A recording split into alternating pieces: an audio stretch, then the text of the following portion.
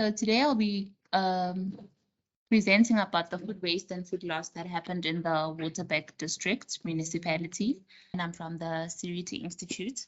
So at the Seriti Institute, we are a development facilitation agency which works to help communities and social partners to enhance their social economic impact. And please, should anyone be interested to hear about our other projects, you can just click on our website and find out more details about the different projects that we are currently doing.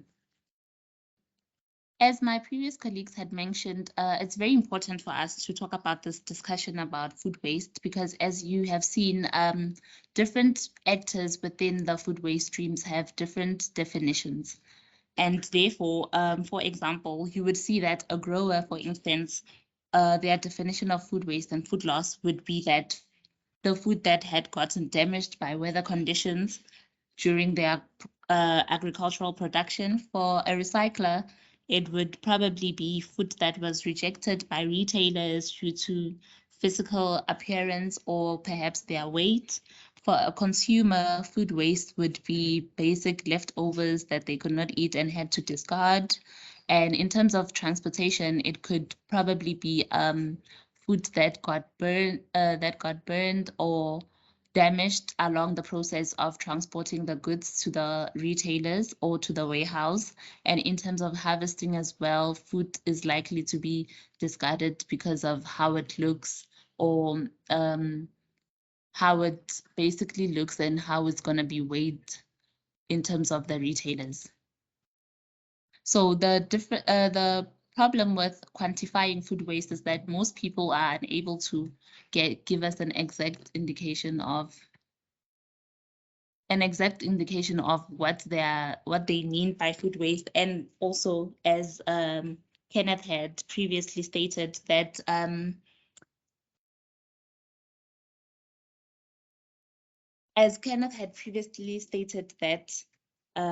people have different definitions for it, and also there's many different sources and no records which are being kept.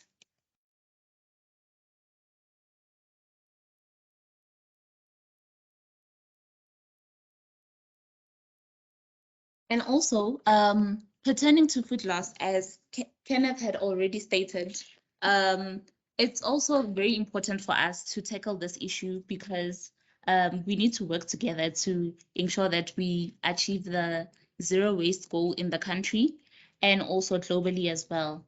Therefore, as you can see, this report was taken by the CSIR report, which was in the 2018, and it's a great stress that we produce approximately 10.3 million tons of waste annually.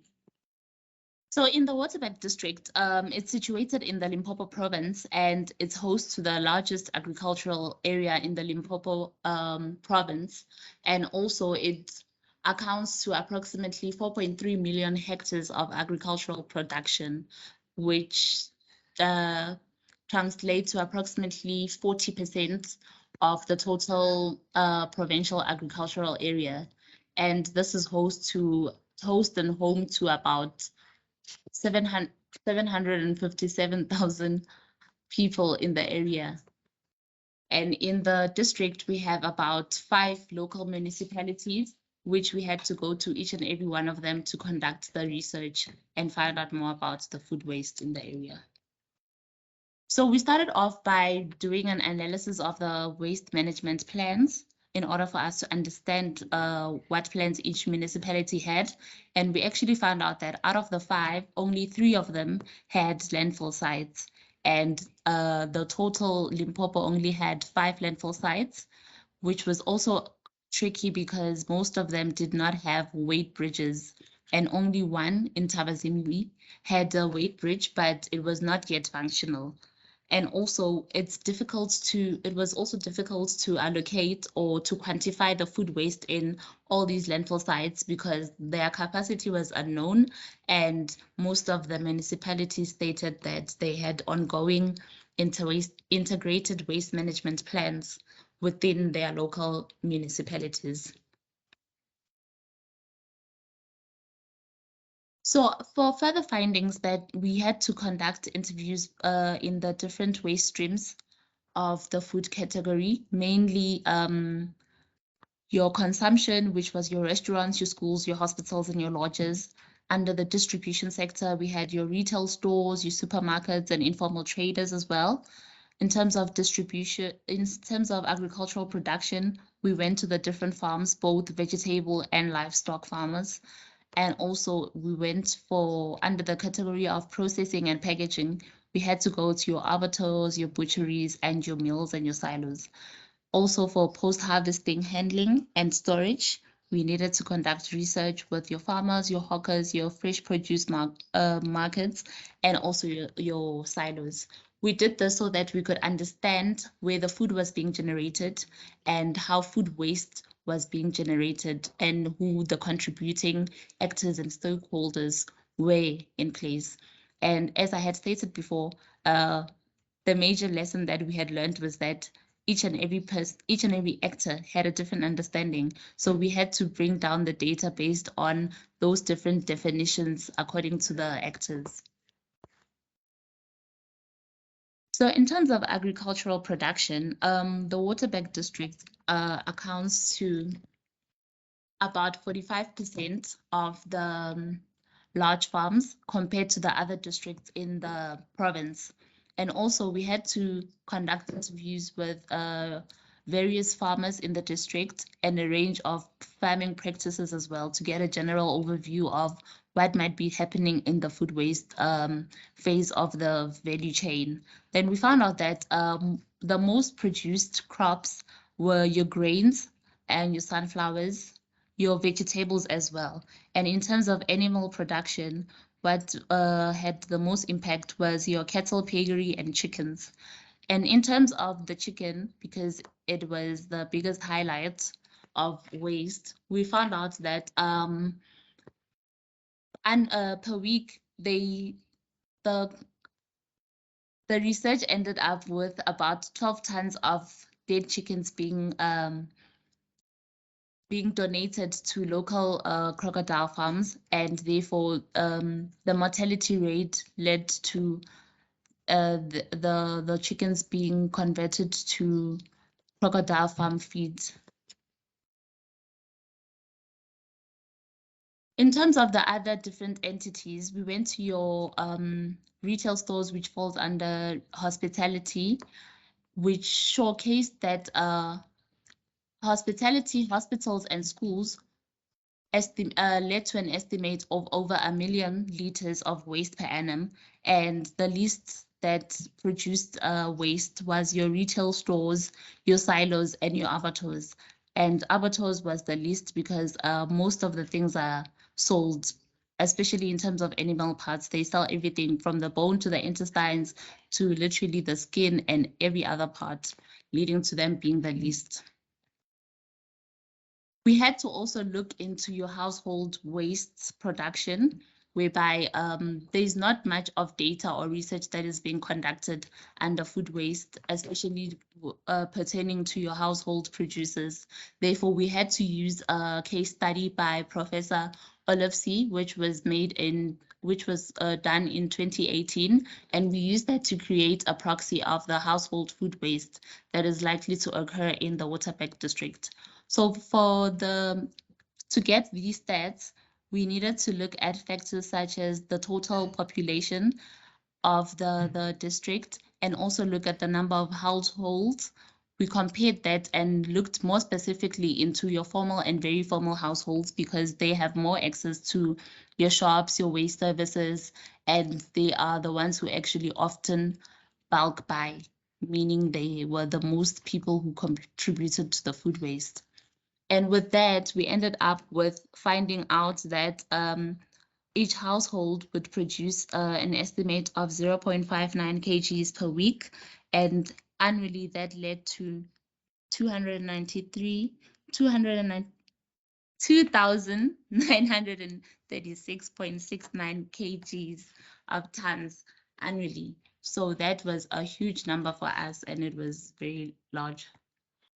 Then our key findings, as you had seen the tables that were showcased previously, we looked at each commodity and we looked at each actor. So we found out that from a scale of 1 to 5, with 1 being the lowest contribution to food waste and 5 being the highest contribution to food waste, most of the waste occurred in the fruit and vegetables, and especially under the processing and manufacturing sector, and also under the household consumer sector.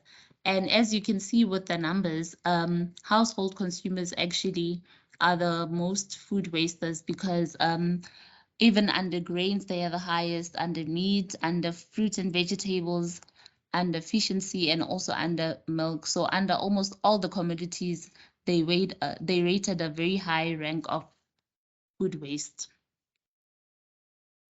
And then just a summary of our key findings was that, firstly, pig farmers were identified to be the primary food waste collectors, as they collected waste from almost all the different actors. There was a poor quantification of the landfill sites due to poor waste management plans from the municipality, and also lack of communication with regards to the community as well. Then the third finding was that we found out that females are the most contributors because they've got strict diet preferences as compared to men. And this was seen mainly in the mine hostels and also in the hospitals as well.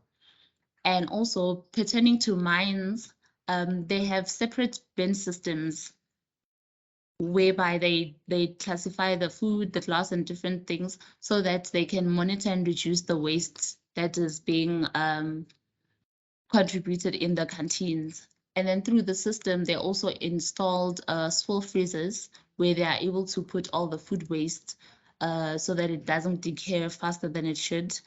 And it's always collected by pig farmers. Also, pertaining to agricultural production, we learned that small-scale farmers are likely to generate more waste compared to commercial farmers because commercial farmers have access to more agricultural inputs and equipment, and also they often have formal offtake agreements as compared to your small-scale farmers.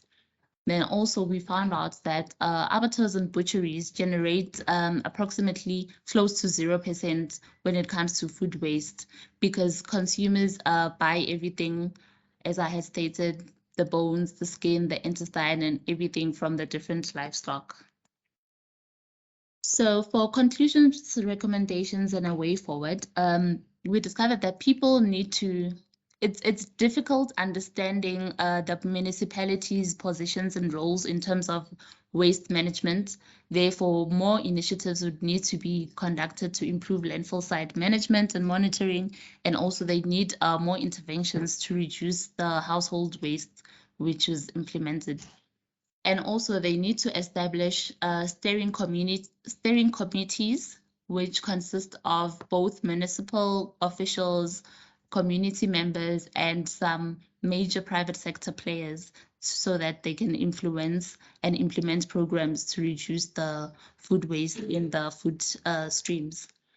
Also, schools with nutritional feeding programs can be strong drivers for the food waste reduction at urban level, because they can educate the younger generations about food waste, whilst contributing to ensure that we have fit and nutritional kids growing up.